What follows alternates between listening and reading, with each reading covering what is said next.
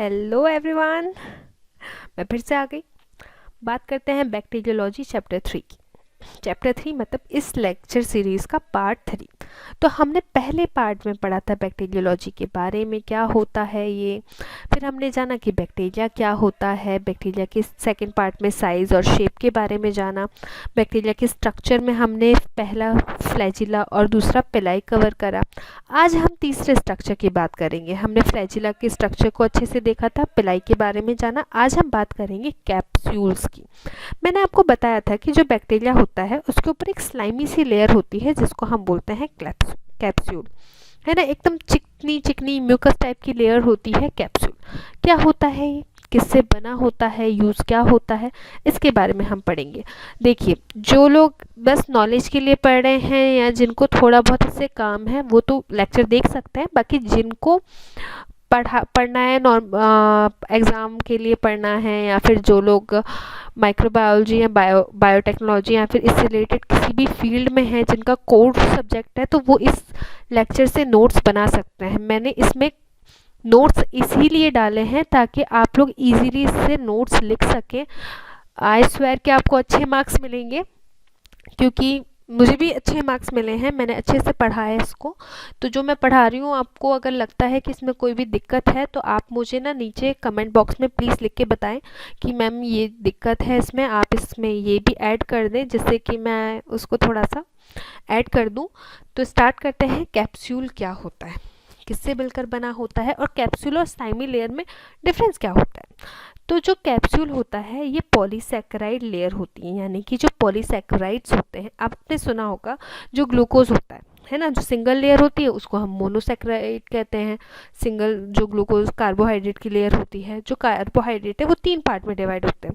Single को हम monosaccharide कहते हैं। जो 2 से 10 यूनिट के मिलके बने होते हैं उनको हम ओलिगोसैकेराइड कहते हैं। और जो बहुत सारे लेयर चेन से मिलकर बनते हैं उनको हम बोलते हैं पॉलीसैकेराइड। तो ये पॉलीसैकेराइड लेयर से मिलकर बनने होते हैं, जो कि सेल एनवेलप के बाहर होती है। सेल एनवेलप जो होती है वो आउटर मोस्ट लेयर होती है बैक्टीरिया के अंदर, लेकिन जिनके अंदर एक एक्स्ट्रा लेयर प्रेजेंट होती है उसको हम बोलते हैं कैप्सूल। सबके अंदर कैप्सूल नहीं होता, और ये जो कैप्सूल होता है ये आउटर एनवेलप होता है बैक्टीरियल सेल का। इसको एनवेलप भी कहते हैं। ये एक वेल ऑर्गेनाइज लेयर होती है जो इजीली वॉश ऑफ नहीं होती, है ना। और ये क्या करती है, डिसीज कॉज करने में बिल्कुल अपना पूरा योगदान देती है ना। ये दोनों ग्राम नेगेटिव और ग्राम पॉजिटिव बैक्टीरिया में पाई जाती है। अभी ग्राम नेगेटिव ग्राम पॉजिटिव क्या है, जो एकदम नए हैं उन्हें मैं समझा दूंगी, टेंशन मत लेना। जिन्हें पता है उनके लिए अच्छी बात है। अब कुछ में ये पॉलीसैकेराइड की बनी होती है मैक्सिमम में, जैसे कि क्लैप्सिला न्यूमोनी। कुछ के अंदर ये पॉलीपेप्टाइड प्रोटीन की भी बनी होती है। पॉली डी ग्लूटामिक की एसिड की भी बनी होती है, जैसे कि बैसिलस एंथ्रेसिस। इतना समझ में आया। अब क्या होता है कि जो कैप्सूल होता है वो थोड़ी थिक लेयर होती है, जो स्लाइमी लेयर होती है वो लूज लेयर होती है। याद रखना, जो कैप्सूल है वो इजीली वॉश ऑफ नहीं होती, इजीली पानी से धो दो बैक्टीरिया को तो वो नहीं जाती है।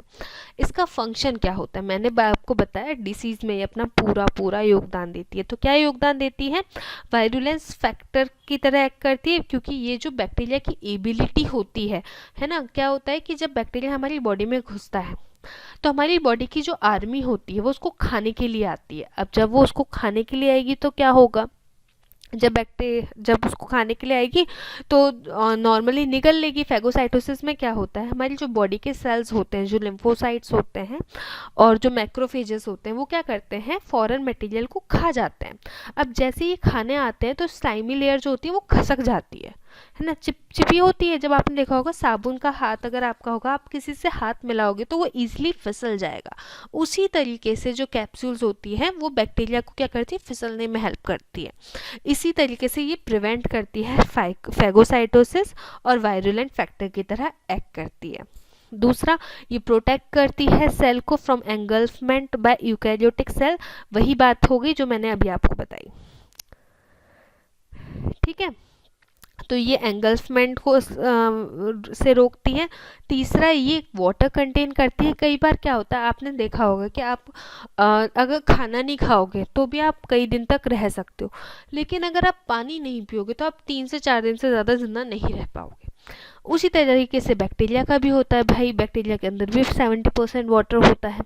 तो जो कैप्सूल होता है उसके अंदर भी वाटर होता है। तो कई बार जब बैक्टीरिया के पास में ऐसी सिचुएशन आती है, डेसिकेशन वाली सिचुएशन आती है, तो कैप्सूल अपना धर्म निभाता है और खुद टूट के बैक्टीरिया को पानी पिलाता है। तो ये क्या करता है, ये प्रोटेक्ट करता है बैक्टीरिया को अगेंस्ट डेसिकेशन। नेक्स्ट, हेल्प करता है अडहेयर करने के लिए, अब सरफेस से चिपकने में, क्योंकि चिपचिपी लेयर है तो चिपकने में हेल्प करेगी।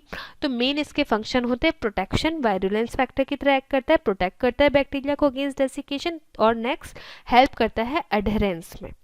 अब कुछ बैक्टीरिया जिनके अंदर कैप्सूल होता है, तो ये एग्जांपल आप कोट कर सकते हैं।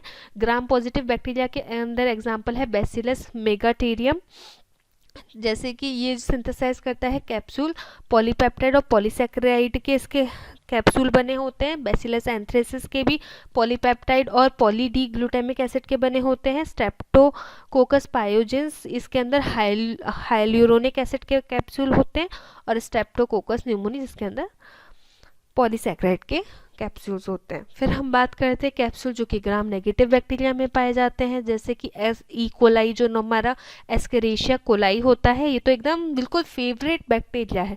जब भी आप बैक्टीरियोलॉजी पढ़ेंगे आप कहीं ना कहीं इसका नाम सुनेंगे। इवन यहाँ तक कि ये इतना चाहिए कि हमारे पेट में भी रहता है, हमारे इंटेस्टाइन में बराबर तरीके से रहता है ना। और कई बार इसको गुस्सा आ जाता है तो हमें बीमारी भी कॉज कर देता है। अब इसके अंदर ई कोलाई के अंदर की कुछ स्ट्रेन, सब में नहीं, कुछ स्ट्रेन में कैप्सूल होता है। Neisseria meningitidis, klebsiella pneumoniae, haemophilus influenzae, pseudomonas aeruginosa और साल्मोनेला, इन सब के अंदर कैप्सूल प्रेजेंट होता है। सारे नाम याद ना हो तो एक एक दोनों नाम याद कर लेना, इजीली हेल्प करेंगे। फिर हम बात करते हैं, अब कुछ के अंदर कैप्सिड होता है, कुछ मतलब कैप्सूल होता है, कुछ के अंदर स्लाइमी लेयर होती है, कुछ के अंदर बायोफिल्म होती है। अब मैंने आपको बताया जो मतलब है ना इजीली लूज, मतलब जो कैप्सूल होता है वो थोड़ा टाइट, मतलब जो पॉलीसैकेराइड होते हैं वो टाइटली लिंक होते हैं, सेल वॉल से इजीली वॉश ऑफ नहीं होते, जबकि जो स्लाइमी लेयर होती है वो थोड़ी जिलमिल लेयर होती है ना, इजीली वॉश ऑफ हो जाती है। अब ये बायोफिल्म का क्या कॉन्सेप्ट है भाई साहब, है ना। बायोफिल्म क्या होती है, तो बायोफिल्म जो होती है, जब बहुत सारे जो माइक्रो ऑर्गेनिज्म, आपने देखा होगा इनके अंदर एक एक माइक्रो ऑर्गेनिज्म है, लेकिन जो बायोफिल्म है इसके अंदर बहुत सारे जो माइक्रो ऑर्गेनिज्म, इनकी पूरी कम्युनिटी है। मान लीजिए जैसे कि हमारे घर के आसपास की जो कम्युनिटी होती है, हम लोग साथ में रहते हैं, उसी तरीके की जो माइक्रो ऑर्गेनिज्म की जो कम्युनिटी होती है वो एक साथ अटैच हो जाए एक सरफेस पे, और ये जो सरफेस है वो एक्स्ट्रा पॉलीसैकेराइड जो मेम्ब्रेन है इससे कवर हो जाए, है ना, तो इसको हम कहते हैं बायोफिल्म। तो इसके अंदर एक माइक्रो ऑर्गेनिज्म नहीं, बहुत सारे जो बैक्टीरिया होते हैं वो होते हैं जो कि एक ही पॉलीसैकेराइड मेम्ब्रेन के अंदर जो है वो बंधे हुए होते हैं, और ये क्या करते हैं, रेजिस्टेंस इंक्रीज करते हैं होस्ट सेलुलर के अगेंस्ट, और मतलब जो होस्ट सेल होता है उसके अंदर सामने अपनी आर्मी खड़ी करते हैं, तो और डिसीज कॉज करने में जो होते हैं ज़्यादा ताकतवर होते हैं as compare to single one. अब एक आदमी कब तक लड़े, बोलते हैं ना एकता में ही शक्ति है टाइप दिखाते हैं ये लोग। तो जो बायोफिल्म होती है वो कलेक्टिवली एक या एक से ज़्यादा टाइप के माइक्रो ऑर्गेनिज्म मिलकर बना सकते हैं डिफरेंट डिफरेंट सरफेसेस पे। अब माइक्रो ऑर्गेनिज्म जो कि बायोफिल्म बनाते हैं वो कौन कौन होते हैं, बैक्टीरिया, फंगाई और प्रोटिस्ट।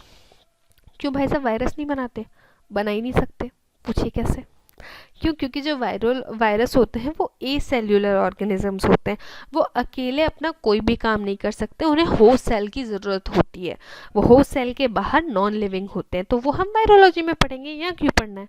तो अभी हमने बात करा कि बायोफिल्म क्या होती है। Biofilm is defined as a community of micro organism reversibly attached to a surface and encased in an EPS extra polysaccharide membrane with increased resistance to host cellular and chemical response. Biofilms are collective of one or more types of microorganisms that can grow on many different surfaces.